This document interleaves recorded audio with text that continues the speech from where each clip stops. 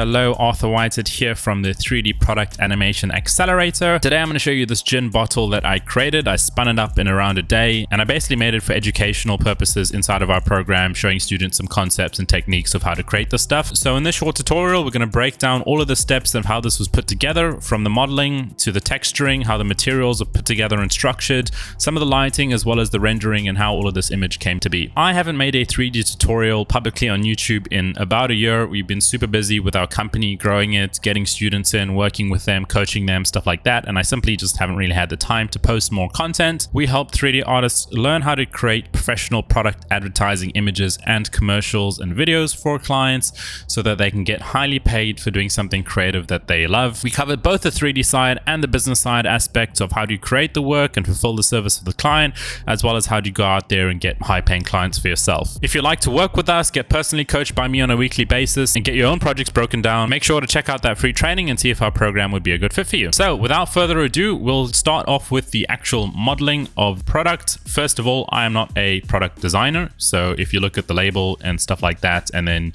you say, that doesn't really make sense, the label design is not great. This actual label itself is just something I ripped off the internet. As I said, I made this in a day. Some of the actual placement seems like a little bit off, and the text I just typed in myself. So this was 100% for educational purposes. But if we actually look at the modeling, here I can go into the wireframe view. The modeling is very, very simple.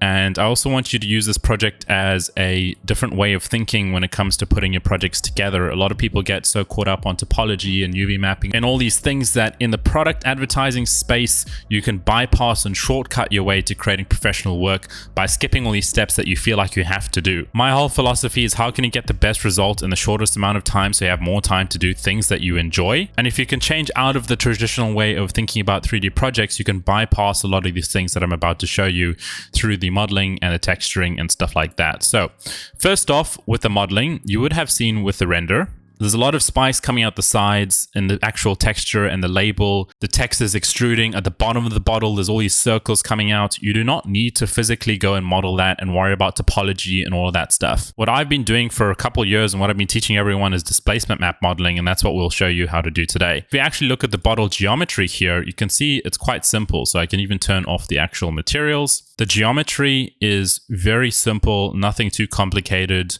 It's just a cylinder pretty much with some extrusions and some lines moved around and added in different places. If I get rid of the cork as well, here you can see it's got some thickness. So we'll break things down one by one. Some common mistakes that people make that I see is the liquid and how that's put together. The way I recommend you do the liquid is you actually have the liquid be a separate object within inside the bottle, and then you make sure that there is actual extrusion here. So you want the liquids to kind of sit in between the two layers of glass if you want it to render correctly and get the best results. That's the way I found works the best. Make sure your liquid is not inside the inside of the bottle. It needs to be sitting in between the two layers of glass if you want the rendering and stuff to work. You want to check the bottom, the top, all of that stuff. This is stuff that we run through on a weekly basis with our projects and our students. So you want to make sure that do the same thing with your bottle. So that's the basic geometry of how this is all put together. Fairly simple. That's the easy part. Cork as well. If I go and look at this,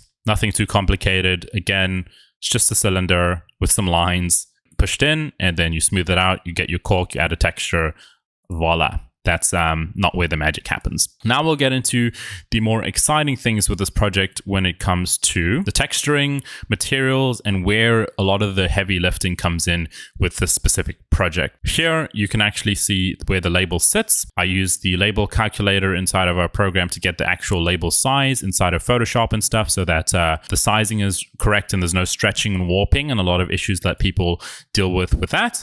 But if we actually take a look at the label file itself, you can see it's pretty simple. It's just a Photoshop file.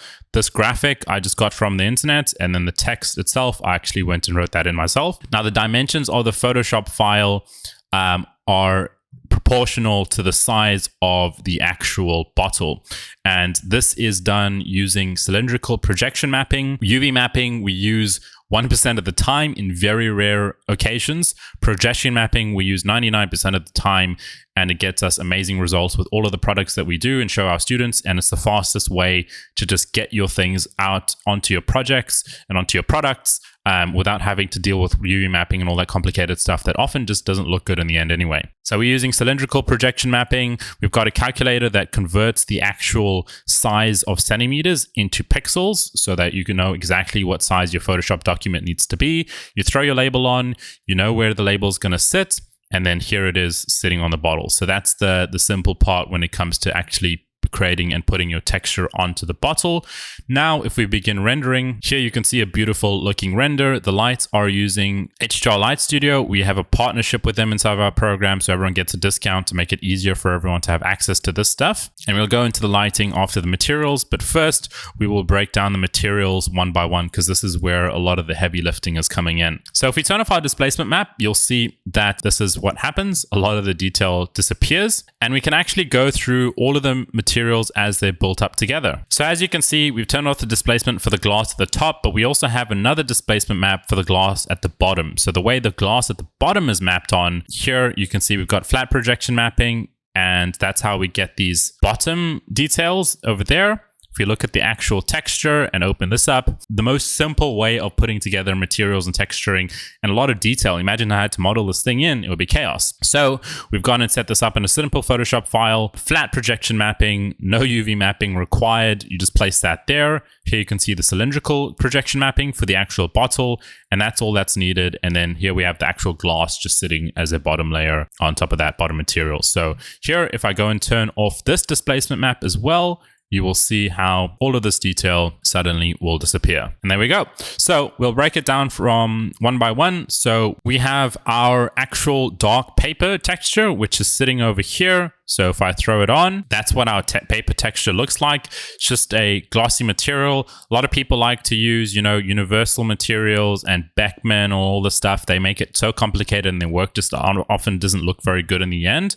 I just always use glossy materials, set this to Octane, and we get amazing looking renders. So make it simple, keep it simple. Just because your work looks complicated does not make it professional, so watch out for that. So this is the label texture. Everything is quite simple. The only thing that we really have is a normal map here of a paper plane texture that's adding in this little detail here, bumps and stuff. But as you can see, the material itself is pretty simple, nothing too crazy going on there. Then this is being blended with a gold material. So if I add on this mixed material here you can see we've got the label at the bottom, the gold on the top. Gold's just a glossy material again, index of 8, and then we've changed the color of the specular. It's not 100% gold here, but that doesn't really matter. This is just for educational purposes. And here we've got a standard mixed material, and then inside of our mixed material is where we've got our Photoshop files that define what should be gold and what should be paper. So in this case, we were using mask 4. And here we've just taken elements of our original label file and said, hey, everything that's white, we want to be a certain material. Everything that's black, we want to be the other material. Which material it is, doesn't really matter. We just need some sort of black and white to determine what will be what. So in this case, the white is the gold, the black is the label, and that's our layer 1. Layer 2, we've got a mixed material with our other mixed material and a silver on top of that. And we've got another mask on here which defines what should be silver and what should be underneath that. So here we've got our other mixed material. If we throw this on top, suddenly some of our text has turned into silver. Everything else below it still stays exactly the same. The only thing that changes is whatever is in the side of this Photoshop and labeled as white. So if I type something in white inside of this new Photoshop file here, so if I go into the new mask, which is number 2, if I type something in here, let's say I add a circle and make this thing white and place it over there and save it. I go into here and I reload this. Now suddenly we've got a white spot in here. So it's very flexible. I can type whatever I want. I can edit it however I want, and I can really determine what I want to be silver on this label. That's our second layer. And now the last layer is where a lot of the extra detail comes in. So without the displacement map, we've basically got our previous mixed materials, whatever's sitting underneath, and now we're defining what will be glass and what will be the whole entire label itself. So here we've got the whole entire label, and we're saying everything else should just be glass. And the way that's defined is by using this mask over here. So this is another one of our masks. And inside here, we're saying whatever's black should be the label and whatever's transparent should essentially just be everything else. And what you can do, which is really cool, is you can link a lot of these files together. So I can link this file to the label file so that when the label file's shape changes, let's say the client isn't really sure about the design, or you might be changing the design a bit and you design shape changes like this. And let's say this is the shape of your new label. You save that. This mask is also going to update, and all of your other materials are going to update. This is going to update, your displacement map is going to update. It's all linked together through smart objects, which makes it a very customizable and editable and flexible workflow for your projects and not a destructive one. All of these things in your workflow is what helps your projects get done quicker, be more flexible, and be more open to creative choices and client decisions without you worrying about having to redo things if things change. And then the last step is the displacement map. But before we go into that, we've gone into the paper material and how that's put together. We've gone into the gold. The silver is exactly the same as the gold. The only difference with the silver is that the specular has no color. It's just pure black, so it's a silver color. And this one also, just has a bump map of the paper plane. You can put in scratches, whatever you want. And then the index is at 8. Very, very basic materials that look really, really good in the end. Then the last one is the glass itself. Now, the glass, again, simple. People like to put in roughness factors and stuff like that. I just leave it on 0. Reflection 100%. Index 1.6. In this case, sometimes it can be 1.5, sometimes 1.7. It really depends on the render and the types of refractions you're trying to get based on the lighting and such. And then inside here, we've got a normal map that I have, scaled and projected at just the right values so that we get just enough scratches and stuff for the specific render.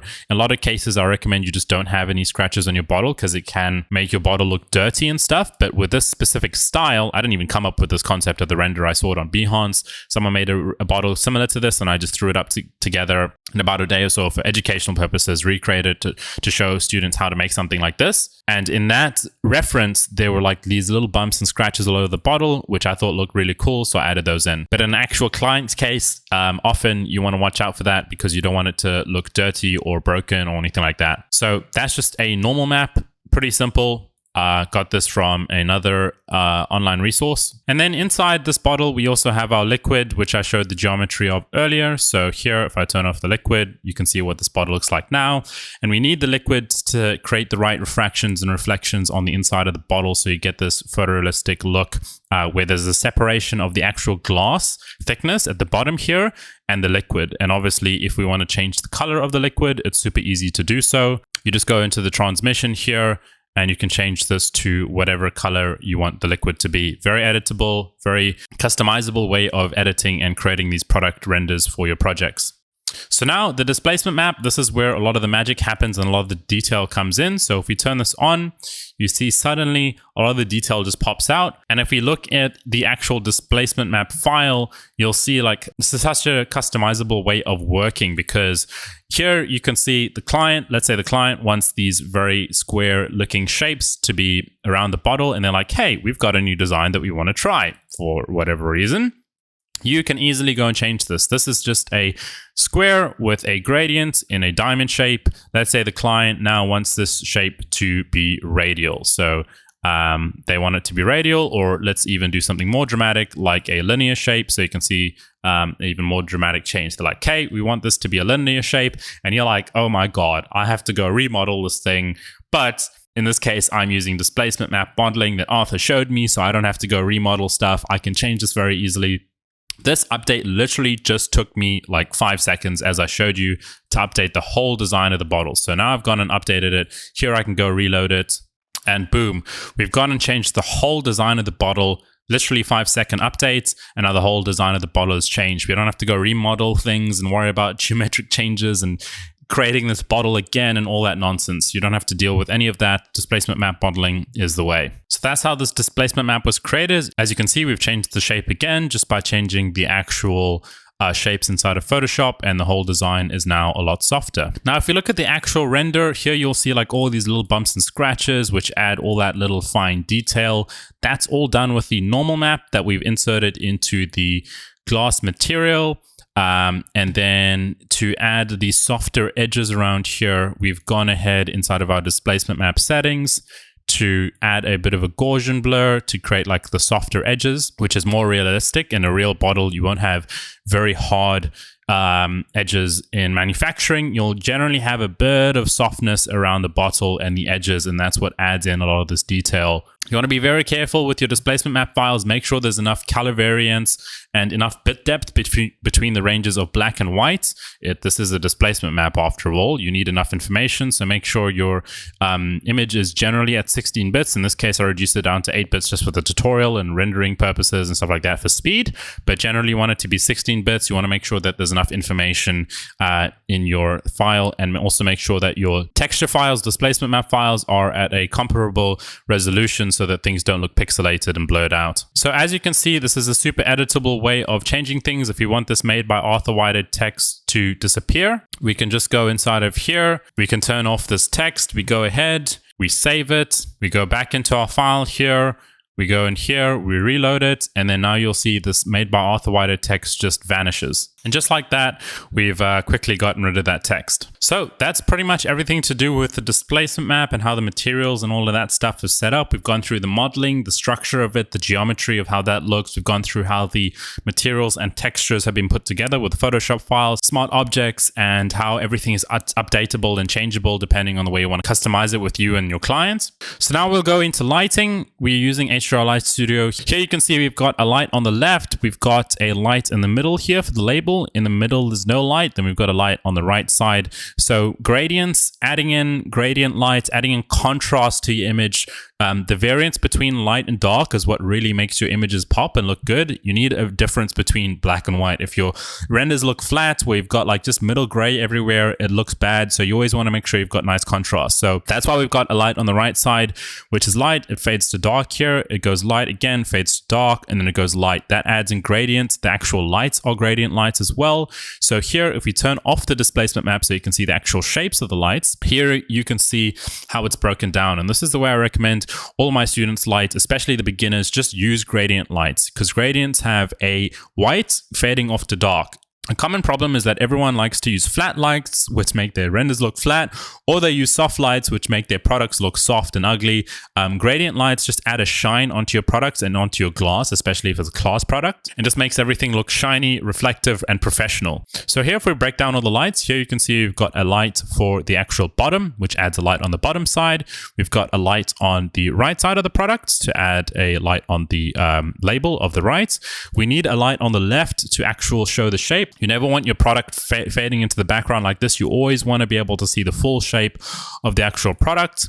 And then here we've got a light on the actual front label. I went and added an extra spotlight at the top there to add in some extra light at the bottom here so that it reflects at the bottom side, and it also reflects on other parts of the bottle as well. But if we look at the basic structure here, you can see we've got a right light, we've got a left light, we've got one for the bottom, we've got one for the front. It's a very, very simple lighting setup. So it's pretty simple how that's put together. It's lit from the bottom to the top. We're using gradient lights in this case. We've got one soft light here, and one soft light at the bottom, but the rest we're using gradient lights, so you always want to make sure that you're using those. So if we turn on our displacement map here and look at the render settings, these are the render settings that I'm using for this project here. It's pretty simple. I've gone through render settings multiple times through render optimization in other videos and other tutorials, but these are the render settings that I'm using here. It depends on if you're doing a still image versus animation and how you want to optimize it, and also what stage of the project you're in. So here I'm going quite strict with the adaptive sampling to get fast and snappy renders quickly so I can change and edit things. But then when I go to final rendering, I'll be a bit more strict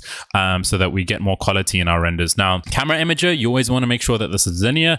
Never have any pre-baked LUTs and color grading inside of your renders. You always want it to be linear so that you can actually take control of the colors and stuff in post. What I've liked to do lately is inside of this white point is add a complementary color. So the way I do that is, the main color here is orange. So I'll actually go and always add in a complementary color by selecting the orange and the white point, which adds in blue in the rest. So this is the actual source render file, which I still think looks fine. All of the glow and stuff is generally white and also a little bit based on what the general color of the image is. So I like to go in here. If the main color is orange, I'll set this to around an orange color and then pump this up to like 30%. And what that'll do is add a complementary color into the rest of the image image, which often makes it look really nice. And I like it. It's more of a creative choice. It's up to you whether you want to do that or not.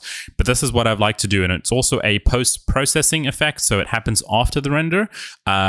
So it's not going to affect your render, or you don't have to re-render in any case like that. You can easily just change this and take a look at it without having to re-render stuff, which is what I like. That's something that I've liked to do lately, and it's up to you whether you want to do that. And then we've also got a post-glow, which is also post-processing effect. So it happens after the render. So this is also something that you can change and add afterwards. That's how this whole project was put together. I don't make a lot of tutorials like this anymore because I spend multiple days a week inside of our mastermind helping students with projects, going through all of this stuff with them. And I'm constantly making new videos, new training material inside of our program. So I just haven't posted any tutorials in about a year on this YouTube channel. So if you'd like me to personally go through your projects with you, spend time with you on a weekly basis and actually go through these projects and show you how to create world-class work for your products and your renders, so you can get to a stage where you can creating highly professional work and charge a lot for it, then check out my free training below. Schedule a call with us. We've got a full training program. It's a 1-year membership. We've got full training on the 3D side and the business aspects of things. We do mastermind calls multiple times a week where I personally jump on and help you through these projects. You get to see other students, complete beginners that are starting from scratch, that I'm helping go from knowing nothing to creating professional work like this. And you also get to see others that are charging 5, 10K, 20K for 3D projects and learning everything inside of a tight-knit community and mastermind like ours. This project was from that mastermind. I just decided to make a tutorial since I haven't done one in so long. But if you want hands-on help, then I'll check out the free training below.